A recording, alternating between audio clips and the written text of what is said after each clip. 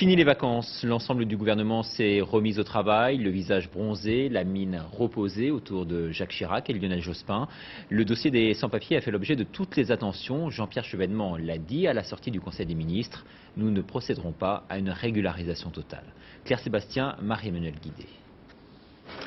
Retrouvailles politiques sur le perron de l'Elysée. Pas encore de cartable, mais déjà des dossiers omniprésents. Ceux de la rentrée, bien sûr, et qui posent problème. Financement de la sécurité sociale, ratification du traité d'Amsterdam ou réforme de la justice, avec à la clé pour certains des ajustements constitutionnels qui nécessitent l'assentiment du président de la République.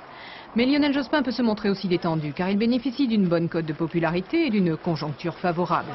Alors pour rassurer tous ceux qui réclament un peu plus d'audace, petit message du porte-parole. Il n'y aura pas d'endormissement de la part de l'action du gouvernement, conformément à ses engagements et aux orientations prises devant le pays comme devant l'Assemblée.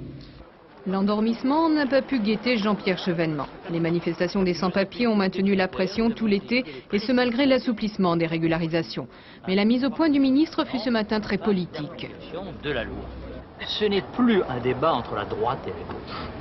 Et c'était l'objectif du gouvernement que de sortir l'immigration de ce débat piégé. Aujourd'hui, c'est un terrain de provocation entre l'ultra-gauche et l'extrême droite. Moi, je pense que toutes ces manifestations ne font que le lit du Front National. En renvoyant les extrêmes dos à dos, le gouvernement tente ainsi d'élargir sa base électorale. Demain à Matignon, Lionel Jospin réunira ses ministres. Au programme, ni changement de cap, ni changement de méthode.